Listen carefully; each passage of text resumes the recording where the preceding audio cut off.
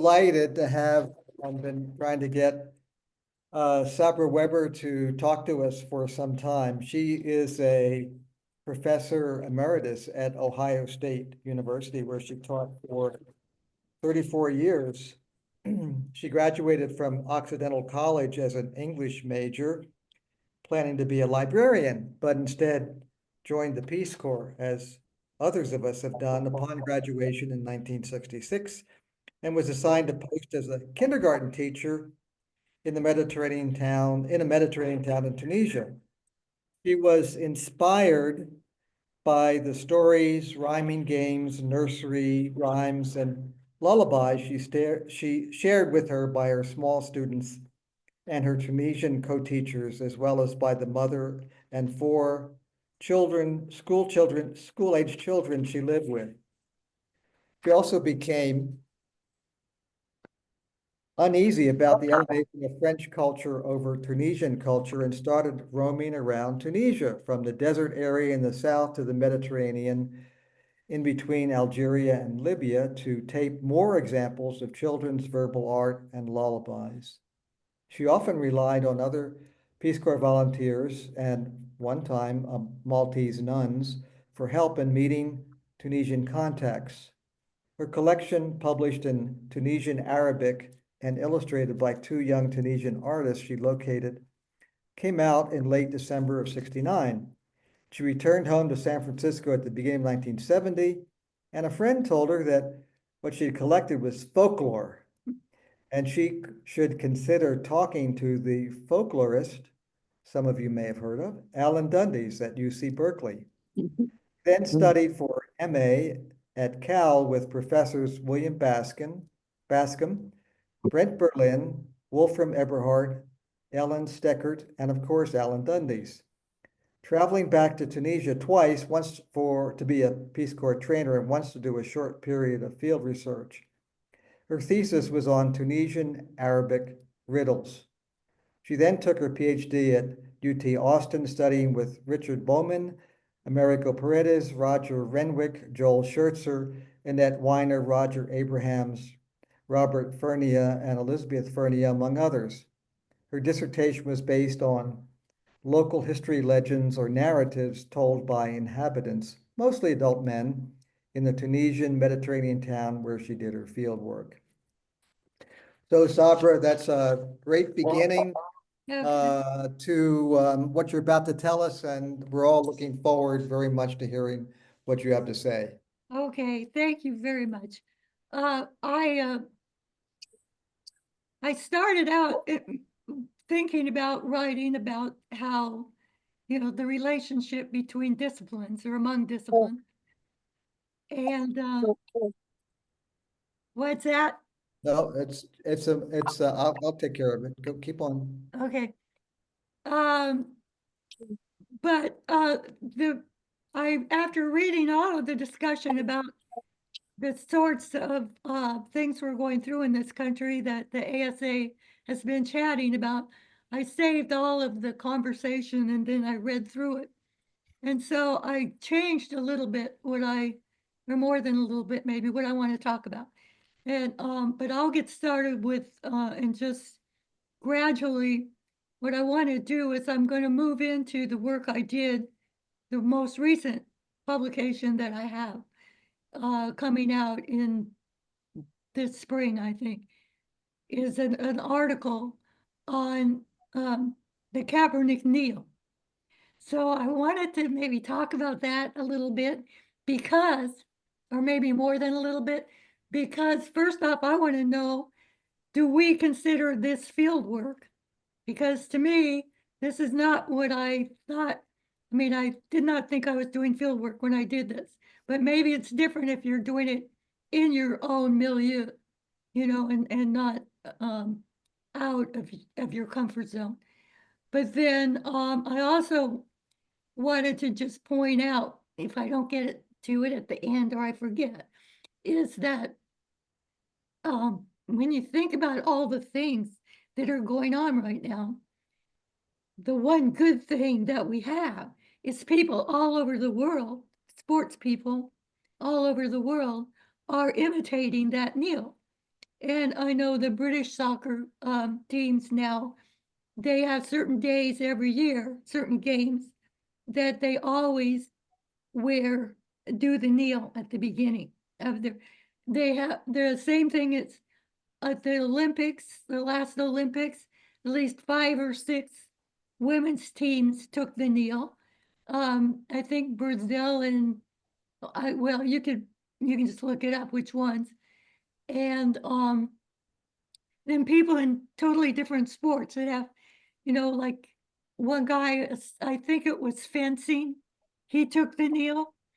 And so I just wanted to say that there's good things that people, besides everything that's happening, there's good things that people are thinking about us. And ironically, it comes from sports, which many of us don't pay any attention to at all. And so I'm almost thinking,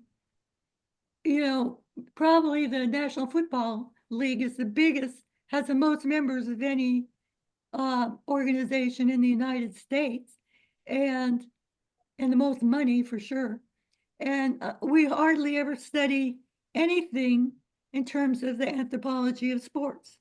And so I just wanted to throw that in before I forget, for food for thought. So, okay, just to start, I put the field work, I did put this up also in mind of the conversation that we were having. I want to get myself out of the way here. Because I got the idea when we got all that information about New Zealand, or that conversation, then I looked up the occupation outlook handbook of the Bureau of Labor Statistics, and you could just read it, but it says that they predict that from 2023 to 2033, there's going to be about 800 new openings for anthropologists and archaeologists in this country every year on average. So, then, the second question is what kinds of jobs they can get. And I know at Ohio State, there's been a lot of conversation about um, uh, how to train people to do work other than be academics. And there's, in fact, one of my best students took a job that is not in academia. Okay. And then I thought it was funny that they wrote this. Employers may prefer to hire candidates who have experience doing fieldwork in their discipline. Fieldwork may require travel for extended periods. And then I just added this, being silly, I guess, but I said, you're not traveling, you go someplace, and stay there. So, and I also did mention that a lot of the field work, I mean, for example, Laura Nader's work on studying up, different ways to study. And one of the reasons I took up the sports figures here in the Kaepernick Neill is because Kaepernick, they are a local community in a way, in 2 different ways.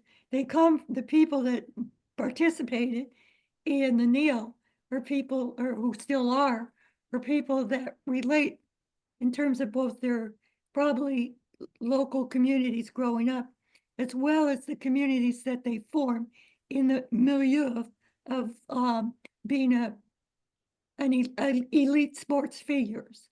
And those elite sports figures come from a place, and this is true of other sports figures in lots of different sports. They come from a place where they played street sports, where sport was a game, and they still sometimes get in trouble because they still feel like they own that sport. Of course, they're the ones that people come to watch. They own that sport as a game, as something that in many times they'll do things that transcend what the score is, okay? As opposed to the owners and the managers and so forth, okay? They also put themselves in danger more than the owners or managers would like. Okay, so then as far as folkloristics, um, what I'm talking about with anthropology was that I think the very kernel of the founding essence of anthropology is field research, research in the field. And then affect is the essence of folkloristics. And I just put a few quotes here. Part of my interest is in finding ancestors that I didn't know about. And Martha Warren Beckwith was the first person that had a folklore position, I think. I can't remember where she was now, but before 1931. Anyway, she did research in Hawaii and many other places, field work. Okay. This is just the area where I was, Colibia.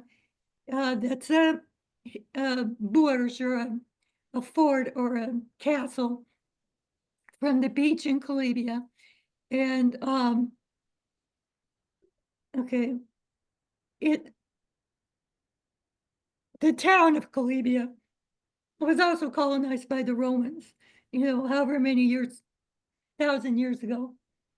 And Colibia is really taken from the name of the Roman colonized town, which was Clipia. They turned it to Colibia. You can see here where it is so close to Italy. The place I was living was right there.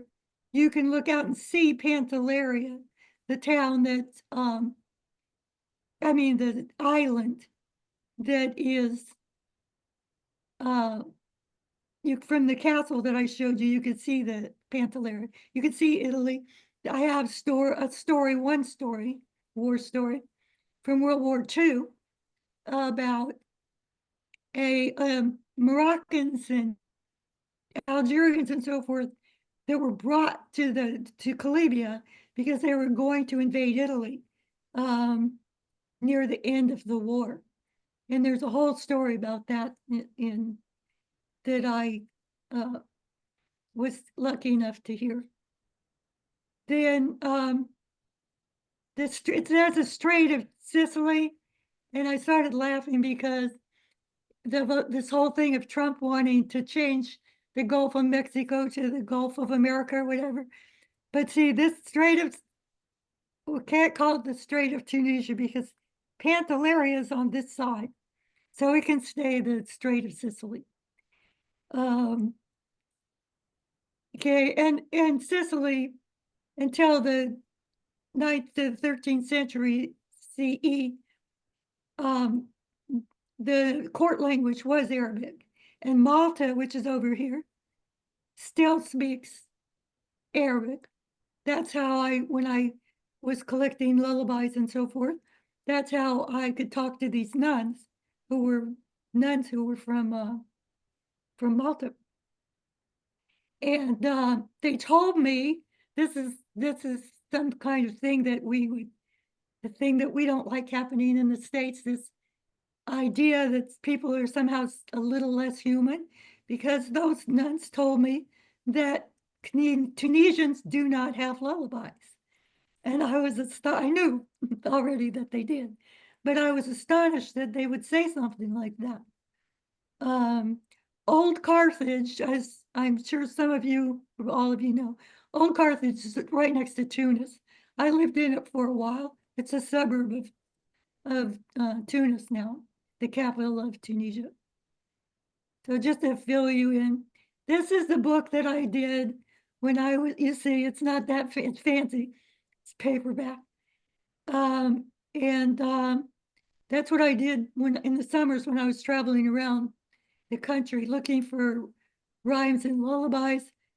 The only thing I did was write down the city or they weren't cities mostly, but towns or villages, or even one out in the desert. I wrote the names of the places where I had found that particular version of the lullaby or whatever. because they are they have similar melodies. The different lullabies have similar melodies, but often, but they're different words and so, different variations. Okay, this is the family I lived with. That's not all of them. I made that dress. See that white dress? I made that for her on one of those pedal sewing machines. She was a sister in the family, Layla. She's now grandmother many times over.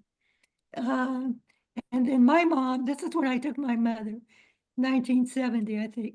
This is Nisria, who was my dearest friend and mentor in Columbia. And the oldest son, Malik, there were three brothers, and they all helped me in my project when I was collecting local history legends and personal experience narratives in Columbia from my book, Romancing the Real. All three of those brothers, because I mostly interviewed men, and being Columbia, I couldn't just go walking over interviewing men by myself. I had to have a chaperone. So there's a book, Romancing the Real. I still like it. Okay, so I said I stumbled into field work and while I was in the Peace Corps, and unlike many of my colleagues, my focus sometimes, despite some field experiences in Morocco, Egypt, and Syria, my time in Tunisia, and especially in Columbia, was much deeper and longer than any other place where I did work. I can't say that my insights could illuminate the universe through a strong regional focus, as someone else, not I, was praised as doing. But a particular long and in-depth expertise in one region with a particular focus on cultural affect, which is what I have to offer. Probably you might agree from your own experience that the time is never enough.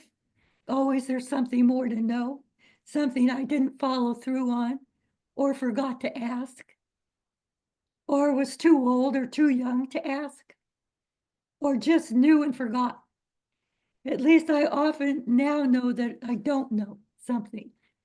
Of course, when I first went there, I didn't know what I knew and didn't know. I appreciate the fact that I'm still getting an education. The people I study and have benefited from the richness of Mediterranean cultural insights. My folklore field studies are based on the essence of any subfield of anthropology, that is, field studies. Folklore being a form of communication with aesthetic merit that can be recovered through fieldwork. Human geography, ground truthing, ground verification involves collecting data directly from the ground or real world environment to verify remote sensing. But in anthropology, field research, it puts ground truthing first. And that might lead to remote comparisons. In my work, for example, some narratives that I heard, other stories I was told, it's true. I would not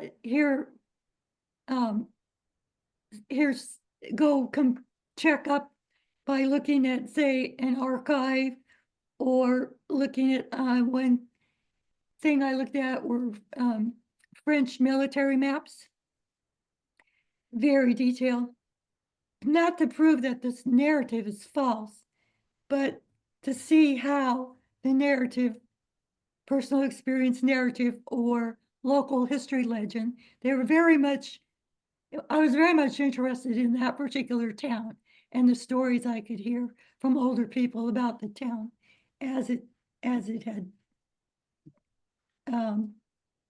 progressed through the ages. Privileging the up close look first I undertook with more than a little help from my host family. And as I say, those stories, true narratives of the townspeople, very specific times, places, people still alive, other proofs that the narrative is accurate. More than once, someone said to me, "You know the story is fake if everyone in it but the teller is dead." In one, well, I'll tell you, this is a really bad one, but in one of the local narratives, it was a story about a wellie and looking, wait, let's see here, of a county governor who came to preside over a trial in Calabria. This would be like a, what is your, I don't know, it's bigger than a city, a conglomeration of cities. And this was a governor that came to preside over a trial in Calabria. So a dervish, they were called derwishes. I know they're called that other places for different reasons, but these are often somewhat peculiar offspring of wellies who were considered much more serious and were friends of God. They were not saints. I don't like it when people refer to Muslim saints because they don't, these are not saints. Sometimes they're called prophets, little prophets. Well, he came, one of these walis, these friends of these derwishes, this offspring of a wali or friend of God, came to testify for someone in this trial. And the governor cursed him. And as a consequence, the governor's anus fell out. Okay, so I was thinking, I wonder what I can't remember if he died, but anyway, he had to leave the town, Calabria.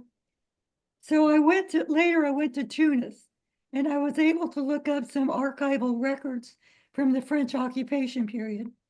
I found a complaint letter in French from the Calabrians of this time about this governor's behavior, this very governor. And among other things, in the letter, I found that the wali that they all disliked was referred to in French as a pédériste passif de la première qualité. A passive pederast of premier quality. I don't know what premier quality would imply. Anyway, going into the field, I think the study up close makes it imperative not to go in with custom prepared sets of theoretical or methodological plans. Once I settled in, I did get some methodological advice from Dick Bauman, my advisor, and also Elizabeth Fernia came to see me while I was in the field, and that was very helpful. But what happened was I'd been in. What's that? Is that just so? Okay, I'll find out who that is. Okay. All right. Okay. Okay. Long after my study of local history legends, narratives in Calabria, I engaged again with pesky riddles that I'd grappled with riddles. In fact, I'd been told by some of the anthropologists at Berkeley that it's much William Bascom, for one, and his wife, told me riddles are just much harder to write about than are the tales that they had been. Bascom worked in Africa, and some of the tales, and she went with him too. and worked with him. And but he said riddles are much harder to think about, talk about. But anyway, when I got into graduate school at Texas, when I was working on a PhD, I got a lot more material that inspired me to keep thinking about the riddles. And part of that was because I got introduced to semiotics, sign systems, so forth. So to know what a given sign denotes, which is the answer to the riddle, of course, to know what a given sign denotes, the mind needs some experience of that sign's object. Experience outside and collateral to that sign or sign system. In other words, you need to know, you need, say, to understand how the answer depends on how you think about the answer, as a writer anyway, depends on cultural familiarity with the object. Okay, so I have one example. One needs to know the complexity of the object's many meanings in the life ways of its immediate surroundings. This is invoking a famous folklorist who wrote on English folk riddles. And what he said is the answers tend to be things you can see from the window of your house. So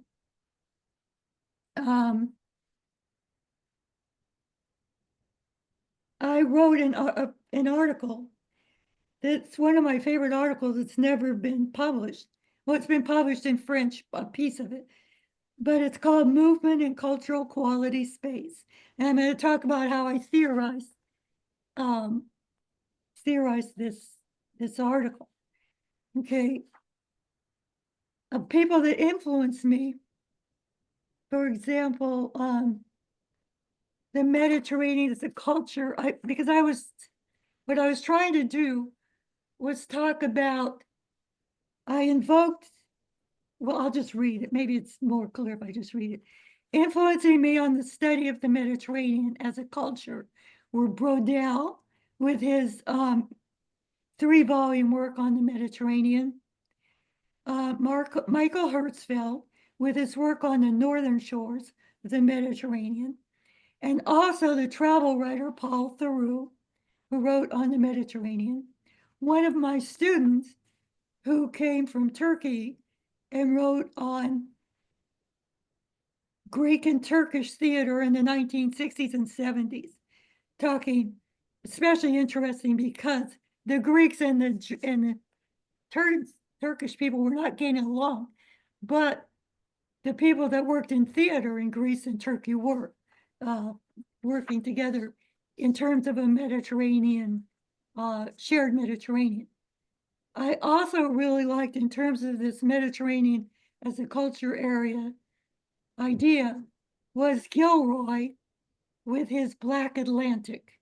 If you know that book that he wrote, it's also interesting to me because the Black Atlantic, like the Mediterranean culture area, is water in the middle, right?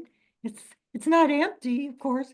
People are traveling all around it, all around that periphery, and sometimes across the middle. Same time with the Atlantic. And sorry, trying. I have this phone and I don't know how to work it. We might just have to let it ring. Okay. Sorry. So the other thing I like is just to think about culture areas that have an emptiness in the middle. Other ones would be like the Sahara, the desert. So you have empty space in the middle of the desert. I mean, you have a desert with many more people all around the desert. And we often think of the desert also as being empty. But of course, a lot goes on there. We just don't particularly know how to maneuver the desert. So it seems that engagement all around the Sahara also happens at the edges. As far as the Mediterranean as a culture area, Germain Tillon, in a book that, if you've ever heard of it, it's called The Harem and Its Cousins, wrote in French an art book that talks about how women dress similarly all around the Mediterranean. So it focuses on likeness of dress around the Mediterranean, whereas I focus on the riddles, differences, how the riddles differentiate for themselves Calabrians as opposed to other members of the Mediterranean. Because they're very much, I borrowed this idea from Emanuel Wallerstein and his center periphery theory. I knew him and I don't know what he would think about how I borrowed this idea, because his focus is on economics and he's very famous for it. Peripheral countries, in his theory, are countries that are dependent on core countries for capital. So I changed what the capital would be from economic capital to cultural capital, and thus explained the riddles work in Calabria to define and celebrate the town vis-a-vis other more economically central venues, many on the northern side of the sea. So I can't, the article is really long. I sent it only to, what's that big fat anthropology journal? Cultural anthropology or critical anthropology? Anyway, I sent it there because it was the only journal that would take an article that long. And he sent it back, the editor, this has been a while, he sent it back and he said, oh, I like this article, but I want you to take out the Mediterranean part. And since that's the part that I really cared the most about, I had to say that I'm gonna have to send it somewhere else.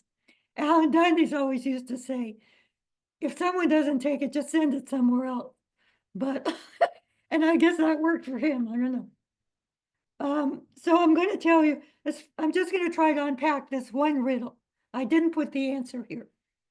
A man came from the sea, you don't know who he is. You can read. Sabra, can you Yeah. stop sharing your screen if you're not going to show slides anymore? I am gonna show more slides. Okay, all right, good. It's just that there was a lull in, some things that was said that didn't need slides. But this is the slide, the one slide I chose to talk to you about, okay?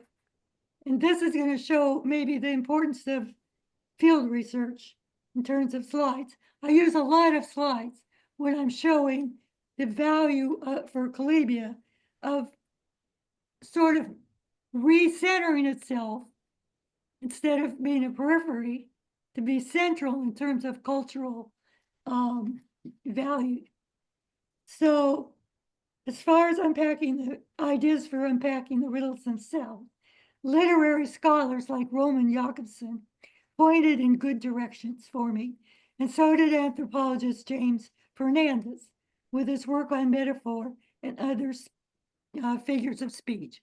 Like you might have heard of persuasion and performances of the beast in every body and the metaphors of every man, just because it's interesting title. In a riddle I discuss here, the answer, I'll tell you now. Does anyone know the answer?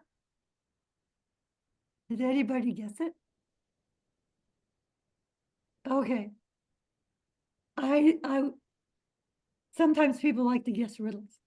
In a riddle, the answer is a bird used for hunting. It's a sparrowhawk, which is like falconry, but it's another. Richard Burton also wrote about it in another in an area of India. In the riddle, the answer is a bird. The signs, some at least, of the cultural significance of the bird are the clues in the riddle. A man comes from the north. You don't know who he is. On his feet, he wears yellow slides. Yellow slides. It's like Raja Jam and Giblet from the sea. Rather, it means the sea winds brought him, the Mediterranean. Matar Fushishkun, you don't know who he is. The originally on his feet are these yellow leather slides that gentlemen wore traditionally. And on his back, it's a kadrun. So you see, the kadrun is, it says cloak there, but it's a fancy kind of cloak that probably was woven for the man by some woman in his family. Okay, so for a Calabian, a lot of shared cultural meaning is packed into the little riddle. The saf, that's what it's called also in the article Burton wrote about. A sparrowhawk is used for hunting. So much of the answer to the riddle you learn outside the riddle itself. You have to know a lot of cultural context. At the time I heard the riddle, in fact, the mosaic floor of an ancient Roman villa had been unearthed in Calabria, down by the sea.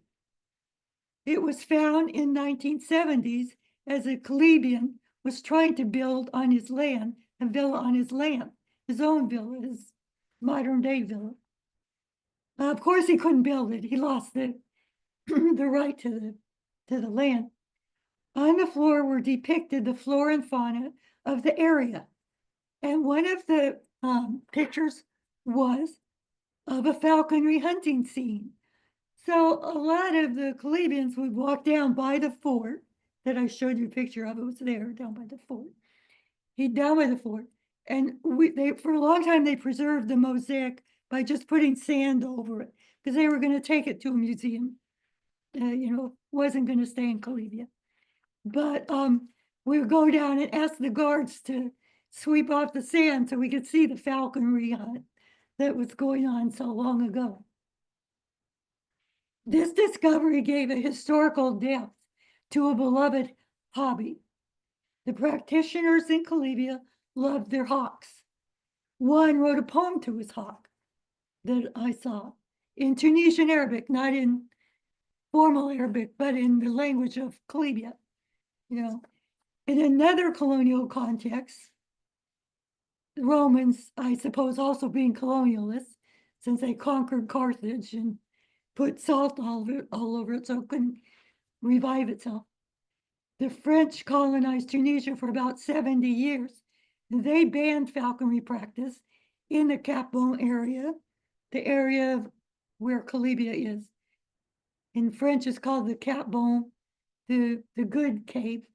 In Arabic, it's called Dekhl al-Mawin, which means it's the area that's sort of blessed by one of these friends of God named Mawiya. Okay. Within the clues, as I said, the stranger comes in with a cloak and footwear that is worn in Calabria. He was a stranger riding in the wind, and where does he come from? He comes from Europe.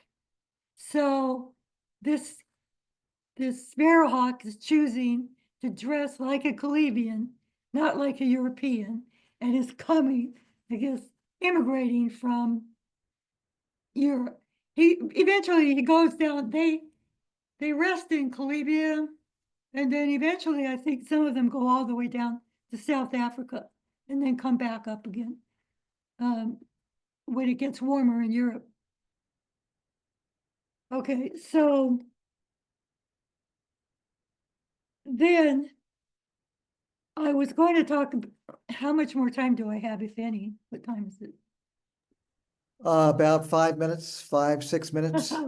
Okay, so when I came, I brought a lot of work back home, part of it based on work I did in Tunisia, but also somewhat related work that I did,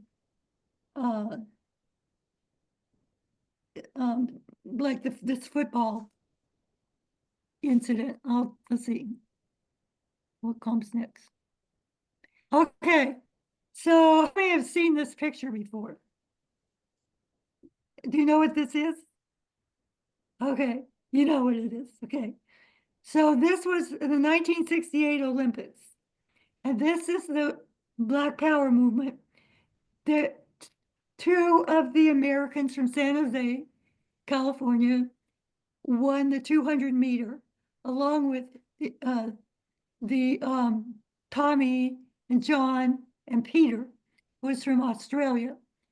And I can't explain the whole thing now. I could give another talk maybe sometime if you get desperate, Tim.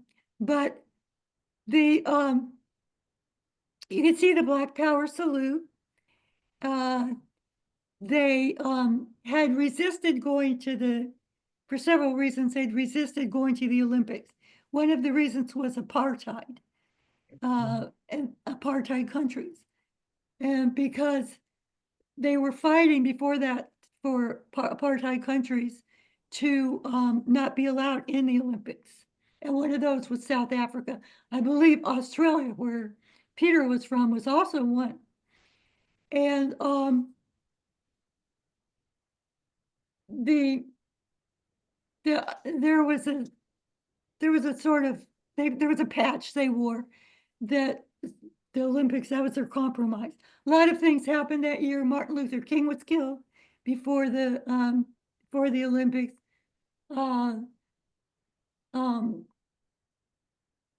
Let's see. Oh, about 100 Mexican students were killed by the Mexican police because they were protesting the Olympics.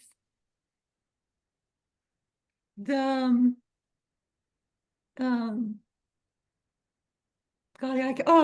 there was an issue in basketball that was mostly considered racist, where I can't forget what his name is now. Of course, he's famous, the basketball player. But anyway, dunking was a big thing. You talk about locals and the sorts of different movements in basketball and other sports that different locals practice, that are innovated by, and in this case, mostly Black basketball players. And so it's Alcindor was the name of the player for UCLA. And they said, the other teams were saying, we can never win another game if Alcindor, who is Black, if we don't ban the dunks. And so dunks were banned. That was another issue. But anyway, so these guys, that was the first protest. I saw it from North Africa because I was in Tunisia at the time watching. That was when the Olympics came, when I was in Tunisia. And I thought, oh, we'll show America how great America is. Nothing's going to happen to these guys for doing this. They were on the stand, the winner's stand, right? And in terms of folklore, you might say, why is it folklore? The bricolage element, this as well as the local communities element, is what made it folklore. What they did is a tableau. A tableau that goes way back to the Greeks, of course, a posed, quiet scene. That is sometimes with costumes like this one, sometimes with the stand. They use the stand with the flag, the American flag. This is when they're getting their medals, and also with the Star Spangled Banner, which just, of course, goes right to the same sort of tableau by Kaepernick, and later by many other people that are protesting Black Lives Matter. So you you can understand how players, they're already performers, right? They have some natural talent for performing. And this was so much of a contrast between the players, or the track, or the Tommy and John too, kneeling, I mean, this, protesting quietly and sadly with how they are on the field, all the energy and all the power and strength that they have on the field. And then how, what a contrast that is. In a lot of ways, the kneel is not something new. It's not, but it repurposed in ways that made people really furious. So or some people, not all people, some people really liked it. Okay. So this was, I called it a narrative. I took some of the work that people have done in linguistic anthropology. One of them, Dick Bauman, was one that only talked about linguistics, and I took it to be narratives that are coherent in mind, in silent film, a single painting, blah blah. Emotions would be needed. Is what's interesting for folklorists. Reactions that also that depend on your experiences up to that moment, because all of the context obviously does not take place in the stadium. And Tommy said we had to be seen because we couldn't be heard. And when he said that, of course, we understood it. Well, I didn't at the time, but people understand it now, including me. They couldn't be heard. Their protests weren't heard. Their discrimination wasn't being attended to. And this was heard globally, around the world. And they did get in trouble. Okay, so I was going to talk about some of the influence. I should stop, right? Should I? Okay. All right. So I should get rid of the slides. I'll just go to the end and get rid of them. Okay. Um,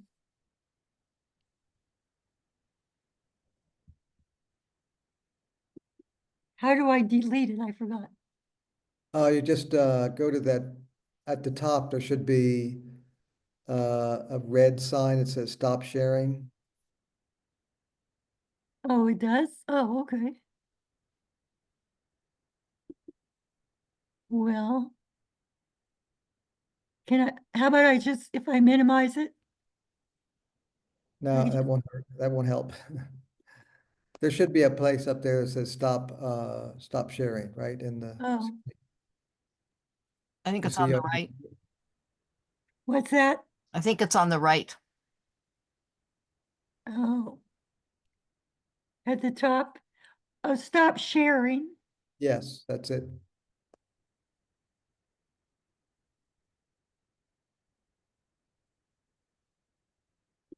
Share. Not telling me where I can stop them. No, it should be above your slide or your screen, or right at the top of it in the middle. Oh, maybe it was being hidden.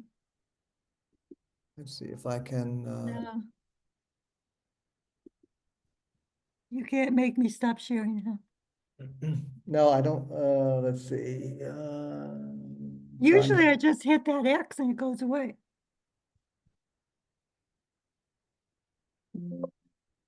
No, no, not the X. Wait, this guy. Well, why don't we just go ahead and ask everybody to, if they have any questions, and then we'll just go from that. Okay, you're Yeah. right. Okay, Why deal with it this way? okay, so does anyone have any questions or comments for Sabra? Let's see who's, How do you raise your hands? or just speak. I have a brief question.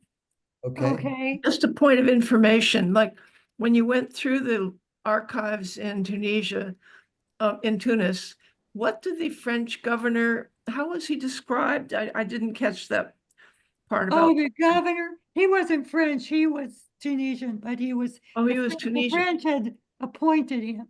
And he Okay, was called, so was he unpopular? I didn't catch how he was described. oh, the pederast passif du premier qualité. That, the French thing. What does that They mean? called him, he was a gay, they called him gay, basically, Gay. what they were calling it. And so, I mean, I thought that sort of fitted with the anus reference in the story. Yes, But in the yeah. story, they didn't say that to me.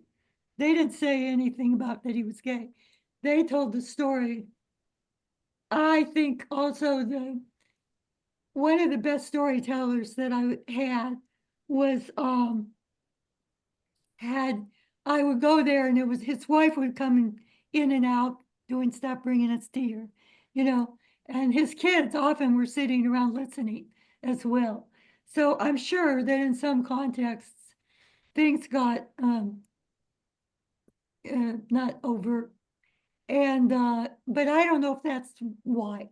I do not know, because I doubt that the fellow that was telling the story, I doubt that they didn't know French.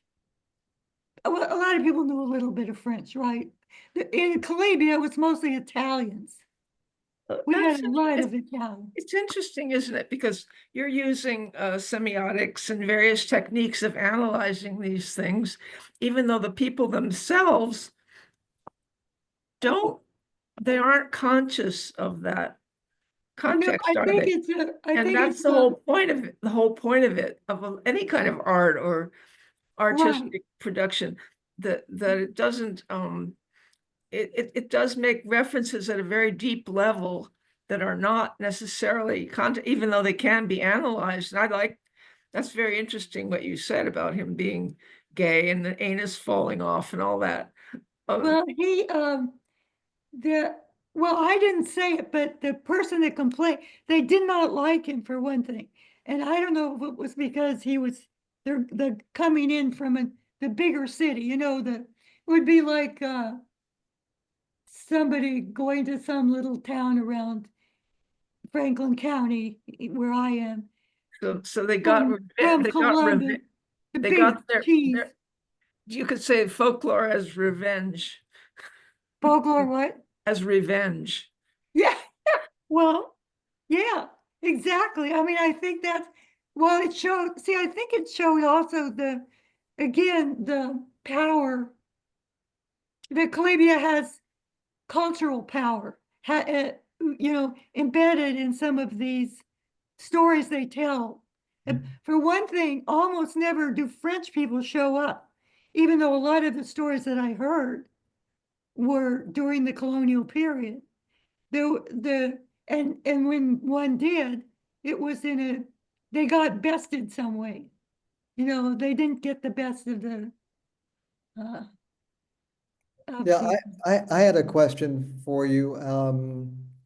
In when I was studying in graduate school and then teaching about it in the textbooks, there's the long-term discussion about whether anthropology is a humanities or a social science. So I suspect that that kind of a debate is going on in, those who are in the folklore world. And I just was wondering, where do you fall in terms of that debate between a humanity or a social science? well, the thing is that I never liked folk tales and stuff, even though I'm a folklorist, legends, myths. I never liked those. Even when I was a kid growing up, the folklore of some, folk tales of some granny from someplace.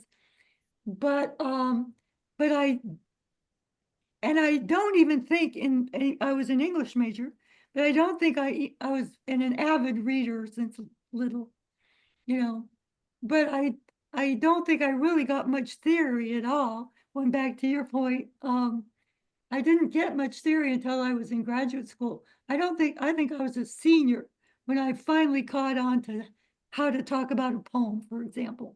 I didn't get that much of it, and I'm sorry for it now in a way. I think I would have enjoyed it.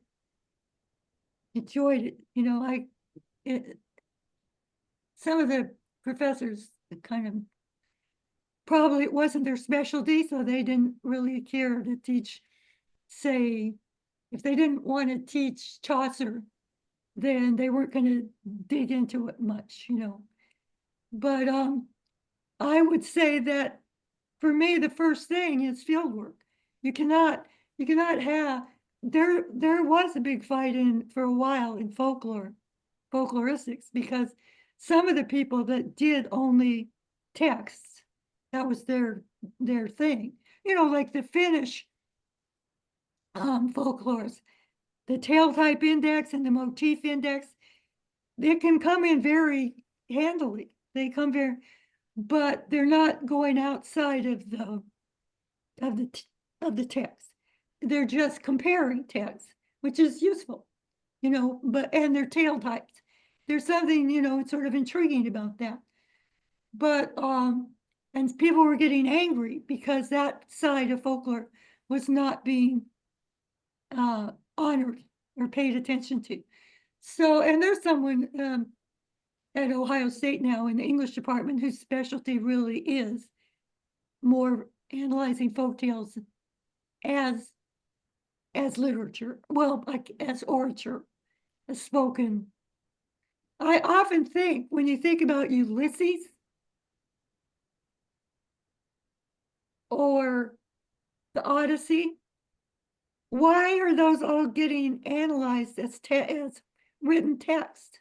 Why doesn't some folklorists come, and since supposedly they were oral accounts, they weren't written accounts, why isn't someone going in and thinking about where was Homer, and what was his audience? And maybe you could really, I think, parse what was particular to that particular audience even, as opposed to all the other people in the world that, of course, read the Iliad and the Odyssey. Are you saying that we're a social science because we go in and actually observe things? Because we what? We act as a social science versus a humanity. We actually go in and observe things. Well, Are you saying that? What would your answer to Tim's question be? Field work for me is the first thing that, I got in this. There's Pierre Bourdieu. He's a French sociologist. Sociologists that are like anthropologists. Well, I say, when I said don't have a theory before you go, when I was in graduate school, I was in a seminar and I was criticizing Bourdieu's book, Outline of a Theory of Practice. And the reason I was criticizing it with the mentality of the work I'd done in Tunisia, right? Because I've been there for a long time then. So Robert Fernia was the professor in our seminar. And everybody in the class but me liked Pierre Bourdieu's book. And I didn't say I didn't like it, but his theory was really wrong, because he was talking about just before the revolution of the Algerians. And he was saying that these people, they do the same thing out in the farms and so forth. It just replicates itself over and over again. How they, and so then everybody called me after the seminar and said, and we're sorry, are you okay? We're sorry we were yelling at you, and I hadn't bothered me. But then Bob Fernia said, why don't you write a book review? So I wrote a book review of the book, and I sent it to the small little newsletter at Berkeley that a friend of mine was editing on anthropology. And so what did he do but translate it into French and send it to Pierre Bourdieu?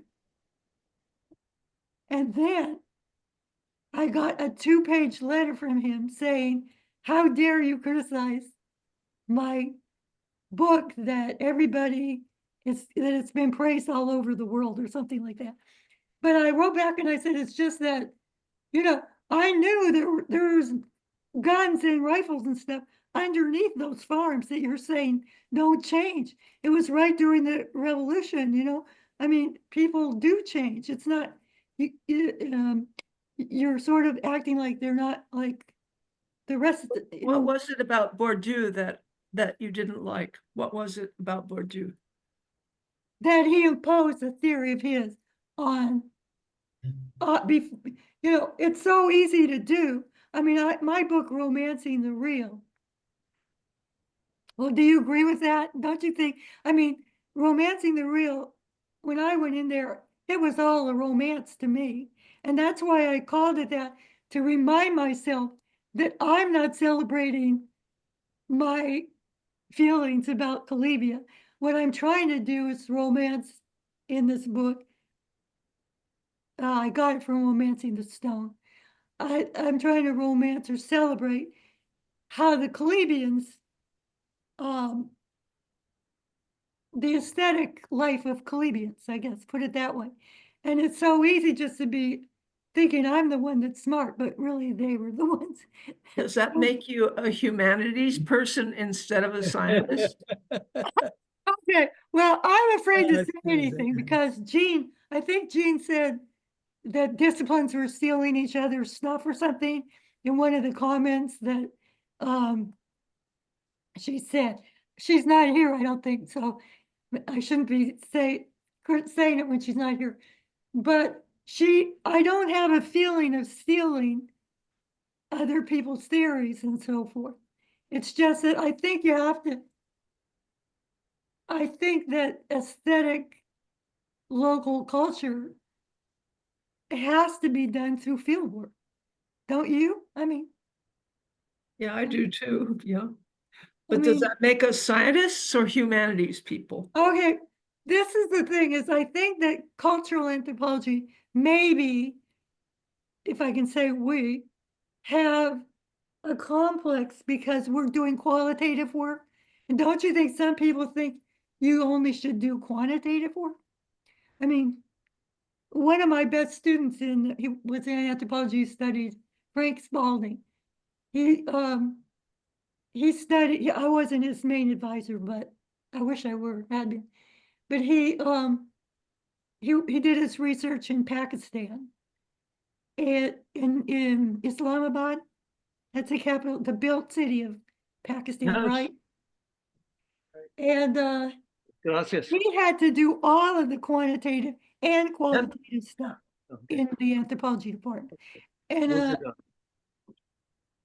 yeah, so I don't know. I think the close up, one of my colleagues says close up, anthropology close up, that you're the closest to people. But what I was trying to do in that one riddle thing, talking about the Mediterranean as a culture area, was change it so that people when they're talking about a culture area, they don't make generalizations like about honor and shame culture. That's one of them for the Mediterranean, honor and shame culture. And I mean, I don't like that. I think that somehow what the area represents has to emerge from different locals. And so that you can compare and contrast. Yeah, Sabra, Sid has a question for you. No, I don't. I just want to make a comment about Suzanne's questioning about science or humanities. That was I Jim's think question. Came up.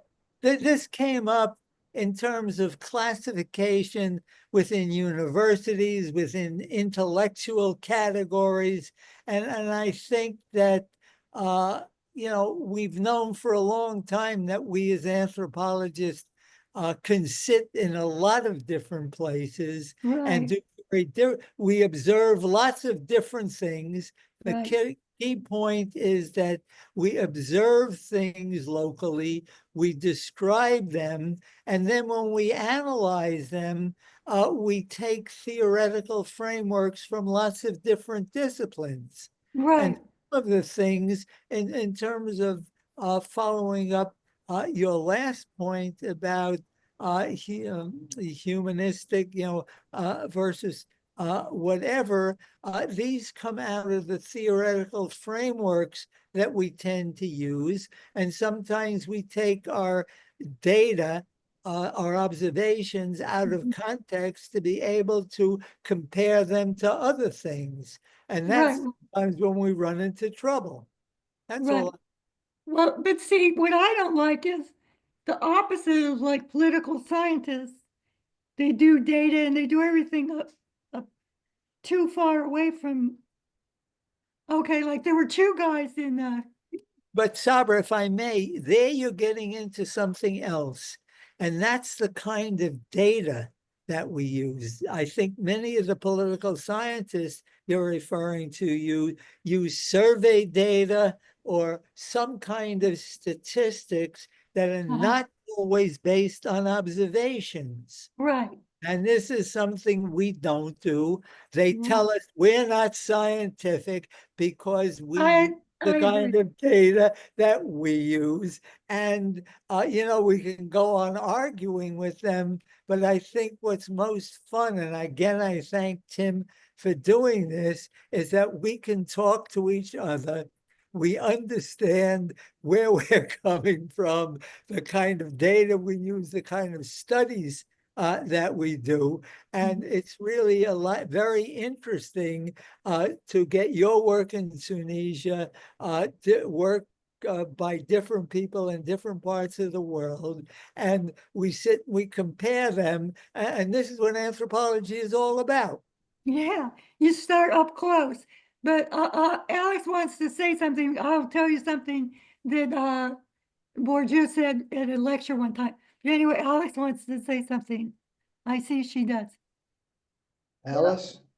Can I just cut in here? Yes. Because I've been working for more years than I realized, but very specifically, and have published them this last fall. And I'm continuing to work on what are the historical sciences. And first of all, this is Cold War politics, believe it or not. Read David Price's books on Cold War politics and anthropology. I'm sorry, I've got a head cold. The point is that from World War II and the type site where you can see this is Robert Oppenheimer. Is The what? biography and then the film on his life. He is a key person.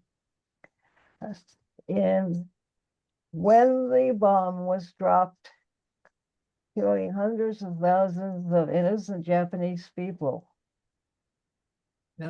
there was a question about shutting down Los Alamos. And Oppenheimer said, yes, I cannot live with these deaths.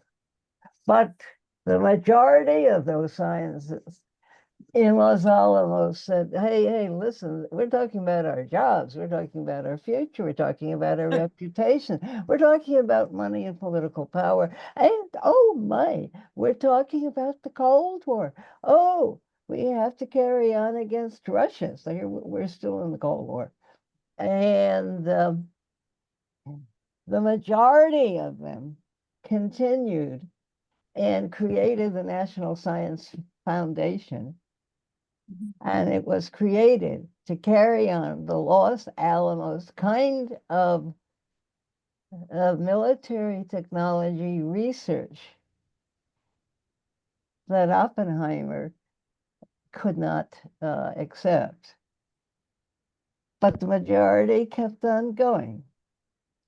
National Science Foundation has defined what is science in America.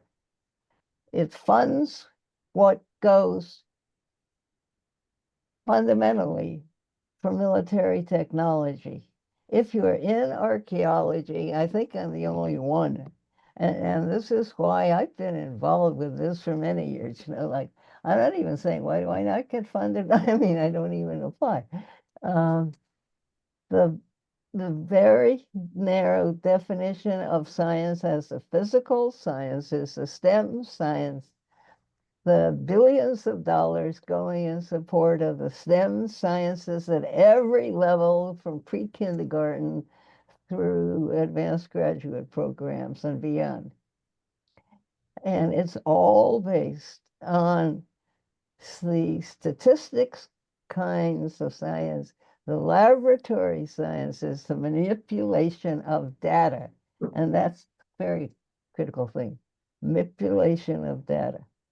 In contrast, a few historians of science have been looking at the historical sciences, which are archaeology, geology, and paleontology.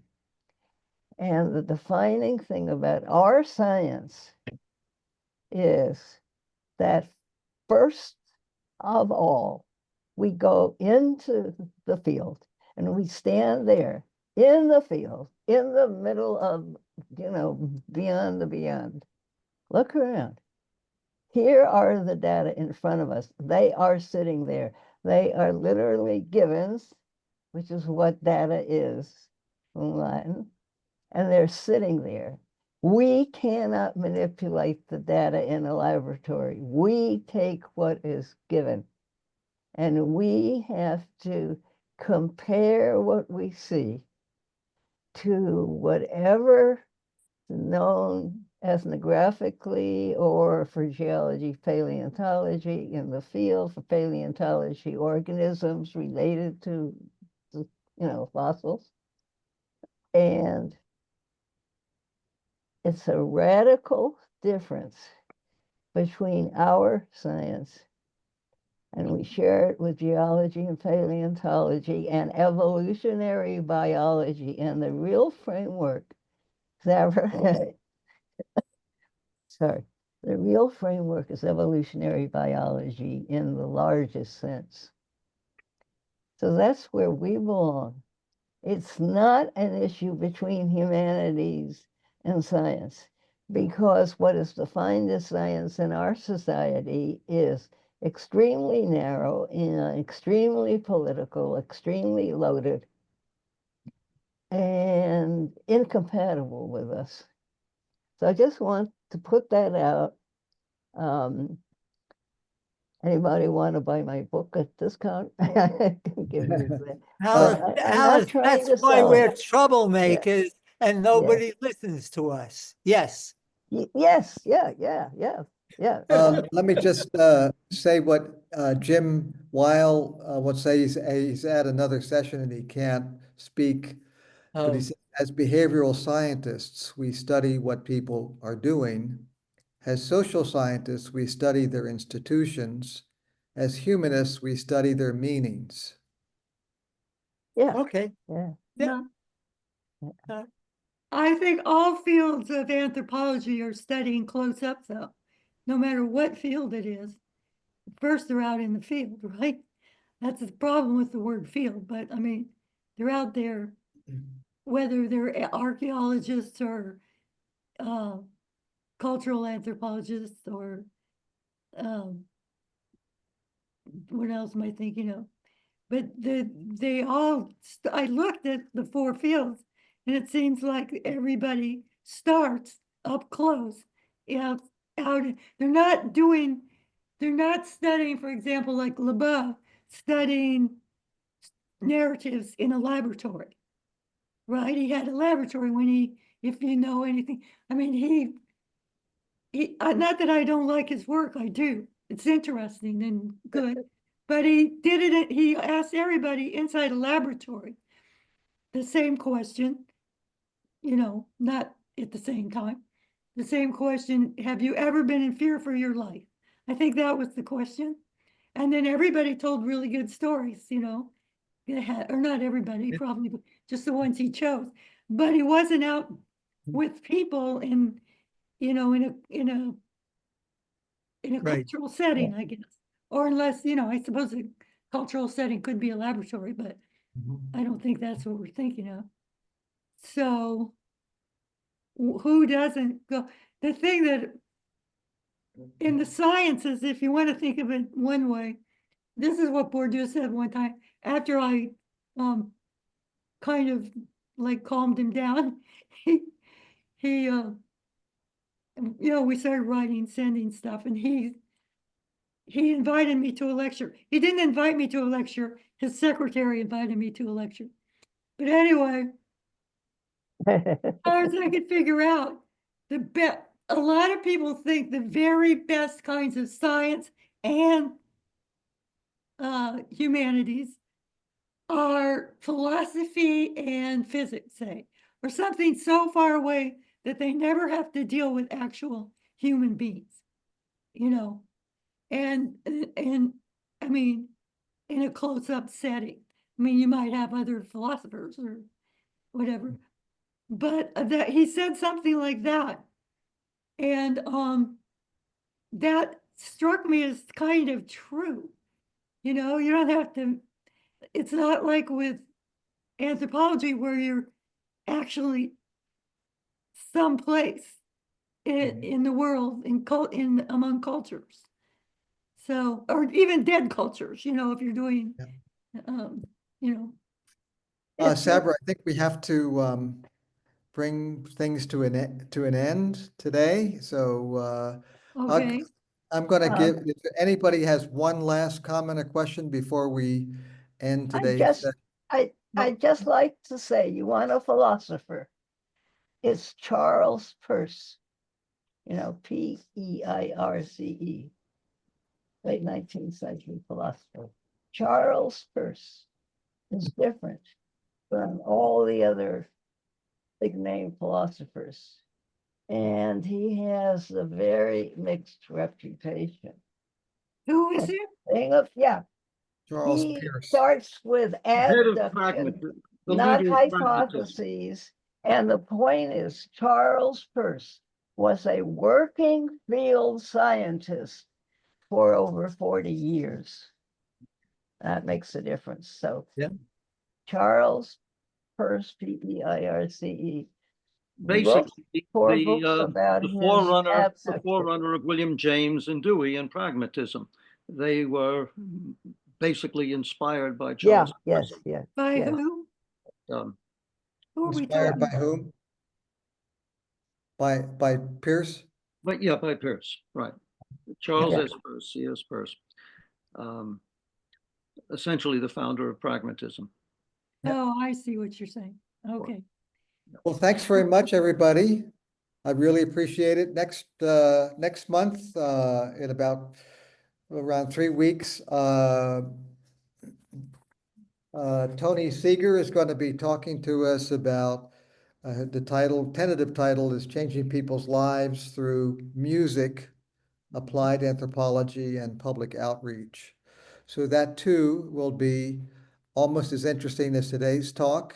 And so I wanted to thank you, Sabra, for being here and sharing your ideas and your experiences. It's been fascinating. We don't often get to hear folklorists talk about, you know, I mean, for reasons that are probably not things we want to share right here, but they're probably, you know, we need to hear more from the whole panoply of social science that we call anthropology and the related fields. Well, So I just really appreciate everybody coming with and speaking up, because I love that one to get into hearing other people's ideas. Okay. So thank you. Thanks Why we very have much, Barbara, conversation. very much, and I appreciate you being here. I'm going to eventually get the link to this outside. I mean, on sent out to everybody, And I'll be back in touch with you, Sabra, in a little bit. But everybody else, thank you very much for being here today, and hope to Thank see you the very next much. in March. I Appreciate think it. it's March 15th, 13th, March 13th. I think we'll be meeting again. So, March care. 15th. Yep. That's my birthday. Oh, cool. Good. Okay, so we'll see you there. and We'll be able to wish you a happy birthday. Bring the cake and we'll blow out the candles together. All right. See you, Okay. everybody. Yep. Thanks, Bye-bye. everybody. Bye-bye. Bye-bye.